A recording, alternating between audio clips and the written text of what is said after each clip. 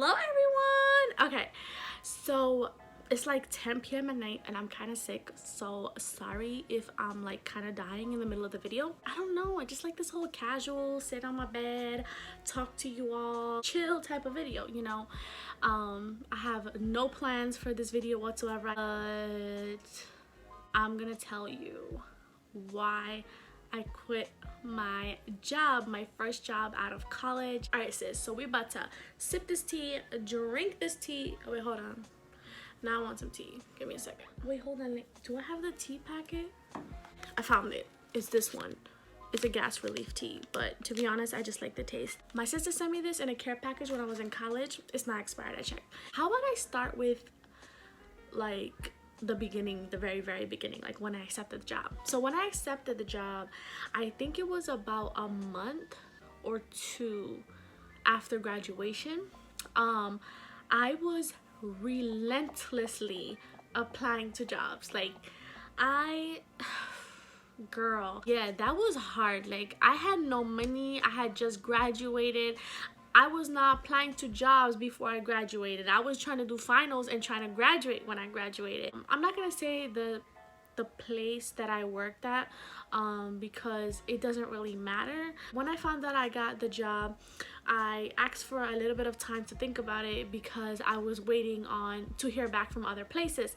And then I was like, you know what, this is exactly what I want to be doing. Like, this is right in my major, public health, social work type of work. You know, it's the pay that I wanted, it's the distance that I wanted, it had the requirements that I wanted. I wanted like a Starbucks nearby, food options, a lot of transportation options because the trains be crazy in New York City. I had some personal requirements and it met all of them. I called her up and I accepted the job. It was like a whole month and a week, okay, I'm gonna exaggerate, of just the hiring process, which should have been a red flag in the beginning, like how slow they were with paperwork, how unprofessional the environment was. But to be honest, I never had a job before. Like, I never had a full-time job before. I never looked for a job before. I mean, I don't have people in my life that are like working, like in the working world, so I didn't really think of it too much. I was like, okay, whatever, I'll just be patient. I was really happy, you know, I really enjoyed the training. I love learning about, you know, HIV and, you know, like the LGBTQ community, and they transitioned me pretty nicely. Like, I was allowed to follow people like other caseworkers before I went into the field myself, which was nice. Like, I appreciated that they were also going at my pace. Trainings for what I needed to know weren't always provided. Information that I needed to know to do certain work wasn't always provided. I had to rely on my coworkers a lot for information. So basically you could say like poor management. I was like, you know what, I learn fast, I adapt fast, and this is still a really good opportunity, like right out of college. Like, not everyone gets something like this. So I was like, you know what, like I'll just deal. So caffeinated right now. I don't know why I have so much caffeine like in the evening. I tried to like pour half the cup out. Oh, also I finally took off my nasty ass orange nail polish. Like, I was like, girl, like you look busted. Oh, and I don't do tips and stuff like that no more. If I do, it's gonna stay on for like a couple days. When I have those claws on, I have to go in the shower right after I take a shit, okay? Because I can't do susu. If you don't know what susu is, it means self-love, okay? So wake up today and say, today I'm gonna do susu, and tell your friends too. Okay, anyway, I almost forgot the moral of the story. Then they had problems within their own organization. They lost a contract, like a big contract. So then we were left to kind of pick up the pieces. And at the same time, my direct supervisor went on vacation. And so I had to report to, I guess, somebody in upper management. We're gonna call her Sonia, okay? She was also the person who had offered me the job in the first place. So my first impression of this individual was very positive. This is really cool to see an Indian woman in a high like position, because that's how I think, you know. I love women. I love celebrating women. I love when I see South Asian women in positions of leadership. People seem to be intimidated by her in the workplace.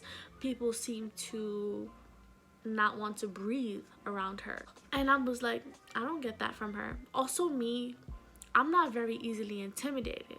I don't know if it's like a whole growing up in Brooklyn thing. I didn't really notice. I didn't really see what everybody else saw. I thought, oh my god, like she's a brown girl. Maybe that's what I was blindsided by. The fact that she was an Indian woman. Like I give her so much benefits of the doubt just because she was a woman of color. Like never again. So basically, while my supervisor was on a vacation, we had to report to her every morning, which is a weird thing to do anyway. Like, why do employees that you trust to do their own work have to give you evidence of the work that they did the day before? My first interaction with her, she was kind of questioning me about my reports and the work that I did in a very derogatory, very demeaning way. It had only been about 2 weeks since after my training that I had been on my own in the field. And I'm somebody who I take criticism well. So I was trying to keep an open mind. I took all of her criticism and I made all the changes. And I was like, oh, okay, like, I guess maybe it's me. Like, maybe I'm not getting it. Like, she didn't seem too happy with my work. I didn't take it personally. But then the next day, I went to her again, and to be honest, I can't remember the details of our conversation, but I can tell you that her energy was just a bully. Like she was just a bully, and she interacted with you in a way that she was nitpicking at all your mistakes, and she was looking for your mistakes. Gonna call you out on it and make you feel stupid for it and put you down about it. And when I noticed that, at first, like, it was uncalled for, and I was like kind of shook, like, oh my god, like this woman that I looked up to, you know, said a lot of good things about, backed up for, is actually kind of rude. Like, she's not very nice. She's not a nice person. Like laughing, like mockery, and then like assuming that I was lying. Like told her I sent an email, but I was in a train when I sent it, so I guess it didn't go through. And then she pointed to her computer and she was like, can you see? You know, like that kind of stuff. Like it was really bad. It was like basically verbal abuse, if you ask me. And it got to a point where I did not want to go into work anymore. Like the job that I loved and I was making so much excuses for, and like rolling through all of like the waves with, all of a sudden seemed so dark. My problem with this woman initially began with her wanting me to meet a specific deadline. The deadline was to be able to meet with every single person in person by the end of the month. So all of my clients have a face-to-face meeting with them by the end of the month so that they could get billed for it. So they get paid when we see the clients, okay? Something that was not told to me during the training was that I had to have a face-to-face with every single client. When I brought that up, she said, oh, well, so are you saying that you weren't, you were not trained properly to do that? And I'm not gonna lie to her. So I was like, that was not taught to me. So if that was the expectation from me, that would have been done, because everything else that was asked of me was done, you know? You can already tell, like, I'm getting defensive. It's already getting a very, like, tense, stressful environment for me. I have to explain myself, you know, some weird shit. Anyway, from that, I got a little upset, because I'm like, damn, like, not only did I look stupid, I made my supervisor look stupid by saying that they didn't train me properly. And that's not the kind of person I am. Like, I like to take responsibility for myself. I don't like to throw other people under the bus. And I felt really bad, like, damn, what if these people got in trouble with her, you know? So always been taught, wait till you get another job before you like quit your job, you know? So I just told you that she wrote this big email about me, and then wrote CC'd my supervisor, and basically, you know, I felt bad because I felt like I threw him under the bus. She had just asked me if I could have 21 face-to-face visits in a one work day. She really asked me that. Like, I was very hardworking, like above and beyond hardworking, and she really asked me if I could have 21 face-to-face visits. I'm like, it's kind of impossible considering the travel time and the time it takes to write notes to complete this assignment with the time required. And she goes, well, we still have to be billed for it. And so it just felt like what they were doing was for money. You know, they didn't really care too much for the community good. They didn't care that they were overworking their employees. They didn't care they had unrealistic expectations from us. They just cared that they got billed, okay? I'm sorry, that's just how it felt to me. I was like, I'll do my best. Because that's all I can do. I'm not about to sell my soul for this job. Mind you, no overtime, which makes no sense. Whenever we worked overtime, I don't even know if they paid us. Like, every time I asked, they were like, oh, it just gets adjusted. Like, adjusted for what? Like, give me my overtime. But that day was, I think, updating payroll. And I think I didn't submit something properly. You know, it was genuinely my mistake. Like, I didn't do something properly. And she was basically like, why didn't you come and tell me that you didn't know how to do this?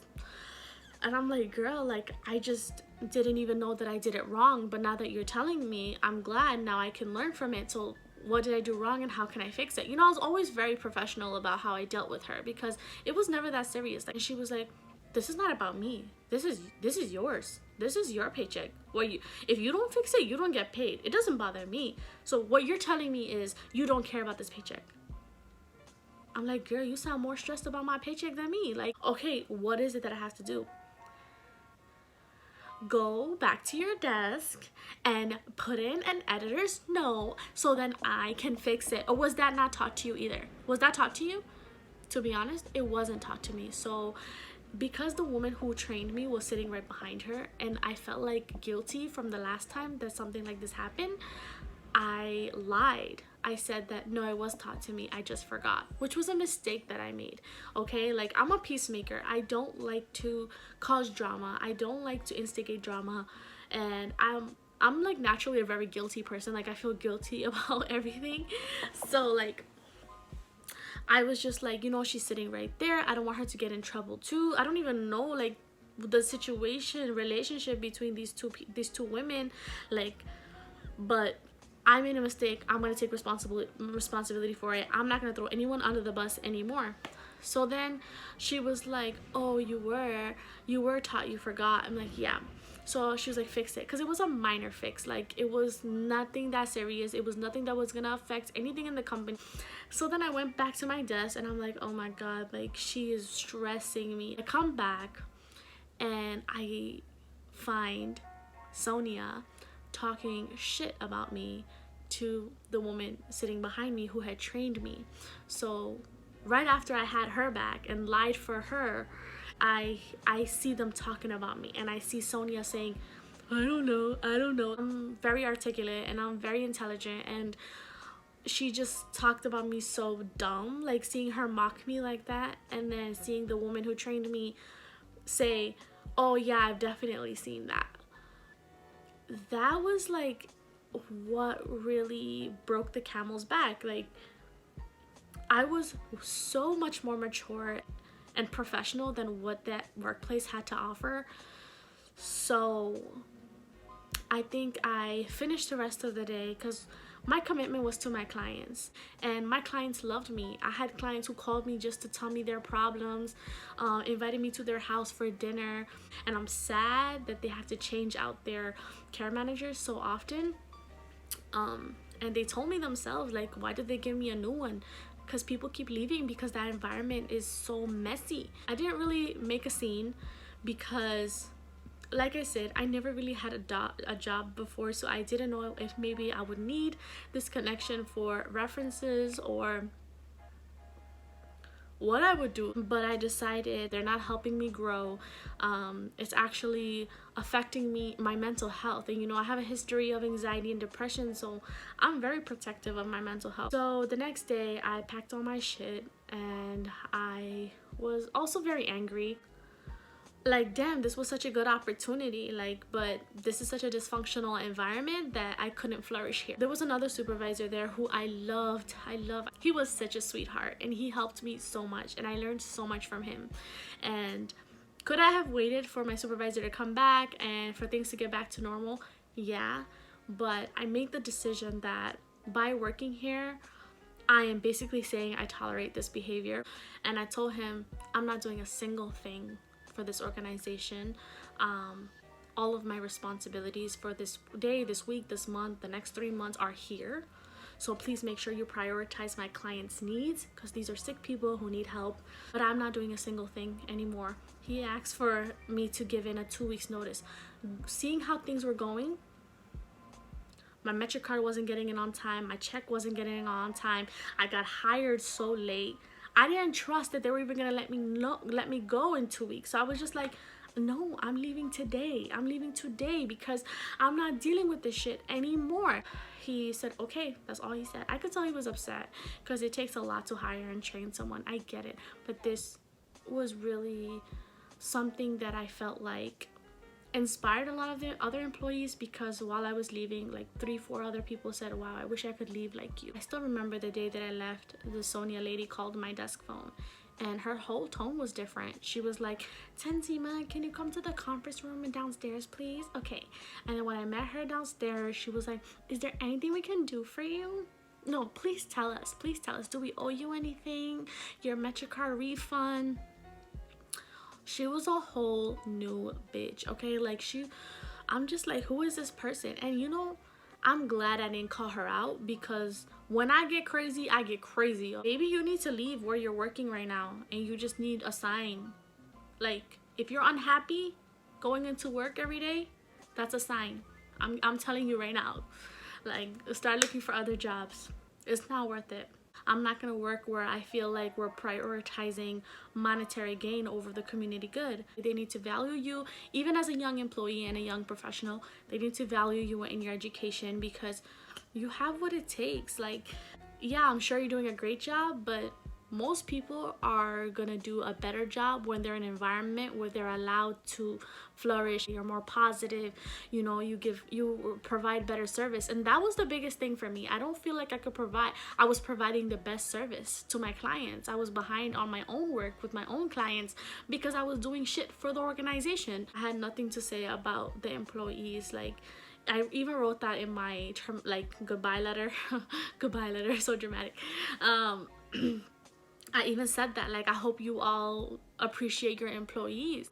That's all. I know it got real serious real fast, but it feels so good to put that into the world. I don't know why I felt like a lot of people are not really comfortable or ready to hear the fact that I quit my job. And, you know, I had people tell me, like, you know, oh, you know, you have to have thick skin in the workplace. Oh, because, you know, they don't, like, Bengalis, they don't really understand. Like, they don't really get why you had to leave your job. Sometimes you have to leave your job. Honestly, I wish you all a very healthy and happy workplace. It's not just the job, you know. Obviously, sometimes we do a lot of stuff like, oh yeah, I need the money, but it's not just about the money. You go in there every, like, 5 days a week, 6 days a week, I don't know. That's most of your life. Like, you have to enjoy it. You have to feel good every time you go in. Good night, everyone. I love you, and enjoy the rest of your day. Mwah.